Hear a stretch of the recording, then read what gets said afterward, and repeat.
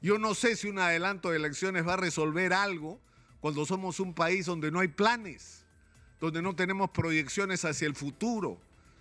donde no tenemos partidos políticos que merezcan el nombre, donde la política se ha convertido lamentablemente en un espacio donde se juntan los peores de la sociedad, donde la gente concibe la acción política como una manera de adquirir una porción de poder para enriquecerse al menor tiempo posible. Y por lo tanto no hay tiempo ni para ocuparse de los problemas de los ciudadanos, ni para poner en marcha los grandes planes de transformación que este país podría tener si tuviéramos otros dirigentes. Este 19 de julio ha sido convocado un paro nacional que reúne en realidad las fuerzas más diversas que tienen en común la oposición al gobierno de Dina Boluarte. Y hay quienes proponen el adelanto de elecciones y una salida, por así decirlo, política ordenada a la situación actual. Y hay, por supuesto, en el otro extremo, quienes lo único que quieren es sembrar el caos, la violencia en el país. Eso está claro. Pero el gobierno debería ser consciente de que la inmensa mayoría de gente que probablemente participe en este paro no es ni terrorista, ni subversiva, ni violentista, ni es gente que tiene interés en participar en actos vandálicos. Y por lo tanto tiene que tener mucho cuidado el gobierno de cómo se relaciona con una parte que es trascendente de la sociedad, que es grande, que es importante, porque somos un país dividido. Y eso es algo que no se termina de entender. Y somos un país donde claramente un sector político no le puede imponer, por generalizar y resumir al Perú solo en dos grandes facciones, un sector no le puede imponer al otro sus posiciones políticas, sus proyecciones programáticas, simplemente porque no es posible. Y tampoco se puede tratar a todo aquel que esté en contra del gobierno como un terrorista o un violentista, porque eso tampoco es cierto,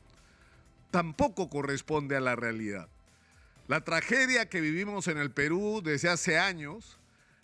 que comenzó con un asunto muy simple, el desconocimiento de la legitimidad de los resultados electorales. Ese fue el comienzo. Cuando uno entra a jugar a la cancha, pero parte de no reconocer la autoridad del árbitro, estamos perdidos. Y eso es lo que ha marcado nuestra tragedia.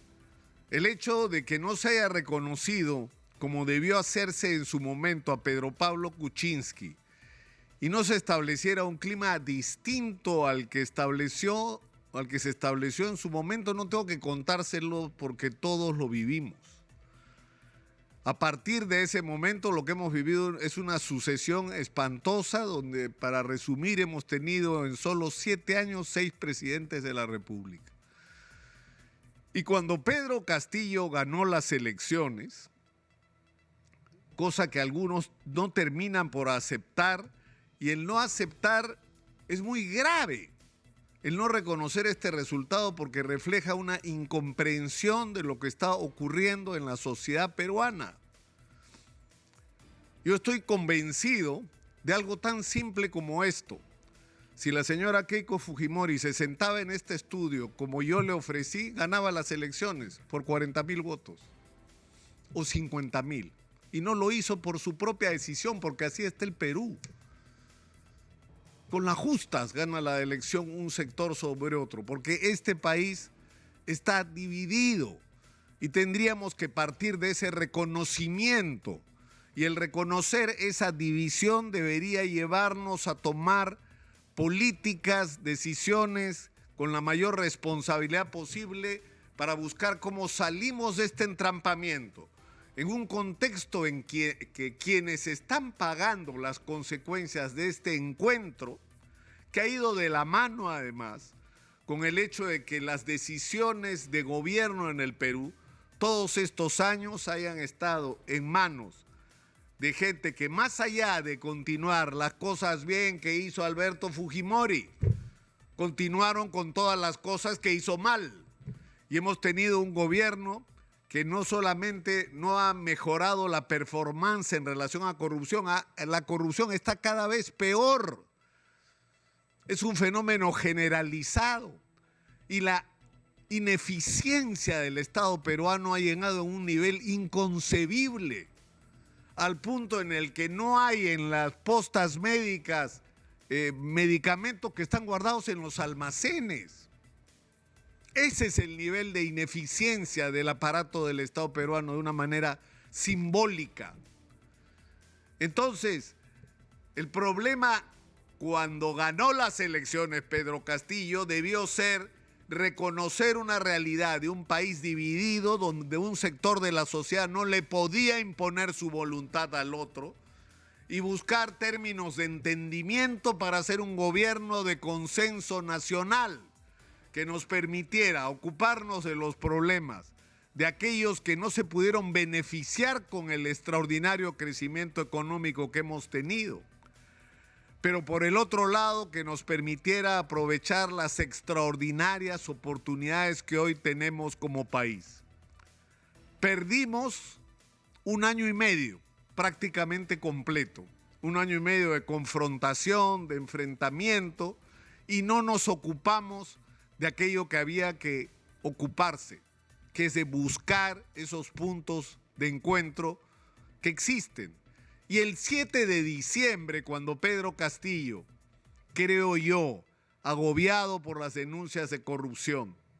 desesperado por la situación en la que estaba, temeroso de que apareciera alguna información que pudiera ser determinante para activar su vacancia, con el voto incluso de quienes hasta ese día en la mañana lo apoyaban, tomó la decisión increíble de pretender un golpe de Estado que fracasó y que finalmente resolvió el problema de su permanencia en el gobierno. Se salió solo de la presidencia de la República. Y Dina Boluarte, al asumir constitucionalmente la primera magistratura, tuvo en sus manos la extraordinaria posibilidad de producir ese encuentro, no de pasarse al otro bando, de producir el encuentro, de hacer un gobierno de concierto, de acuerdo, de concertación, un gobierno que recogiera las principales demandas de la sociedad y por el otro lado, insisto, porque no es posible hablar de una cosa sin hablar de la otra, que nos permitiera destrabar todo lo que está trabado, reabrir el país a las inversiones, crear un clima de confianza ante la comunidad internacional sobre la base de mostrar un país que más allá de las diferencias entre sus políticos, era capaz de actuar de manera unida en relación a sus intereses comunes. Lamentablemente se perdió esa oportunidad y lo que tenemos hoy es una herida aún más grande de la que había el 7 de diciembre, porque es una herida que se mide por muertos. Y estamos en una situación que hay que reconocer no se ha resuelto,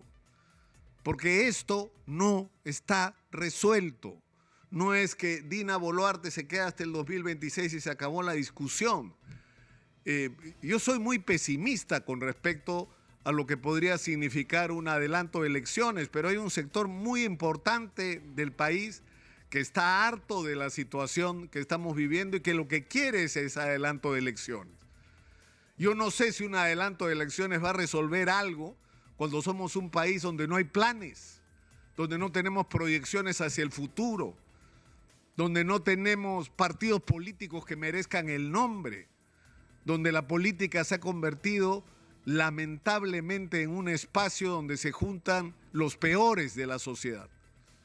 donde la gente concibe la acción política como una manera de adquirir una porción de poder para enriquecerse al menor tiempo posible y por lo tanto no hay tiempo ni para ocuparse de los problemas de los ciudadanos, ni para poner en marcha los grandes planes de transformación que este país podría tener si tuviéramos otros dirigentes. Estamos en una situación muy complicada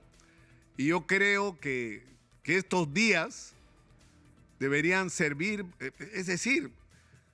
en un contexto como este y con otro espíritu, lo razonable tendría que ser, por lo menos para empezar, una búsqueda de contacto entre los representantes del gobierno y quienes organizan estas protestas, por lo menos quienes están dispuestos a sentarse en la mesa y a dar la cara para que esta protesta sea pacífica, para que no haya confrontación, para que esto sea en orden, para que si hay quienes quieren dar una demostración de fuerza, la den sin violencia contra los otros, contra los que no quieren, porque también hay de los que no quieren salir a manifestar, de los que están cansados de esta situación y que no ven una salida. O sea, yo creo que no debería ser tan difícil. ¿Por qué no es posible que la gente del gobierno se siente con los organizadores de la paralización y diga, hagamos esto en orden? Quieren protestar, protesten pacíficamente, pongámonos de acuerdo en cómo va a ser esto. Pero en fin, tal vez sea demasiado pedir para el nivel de polarización al que lamentablemente ha llegado el país. Hablemos claro.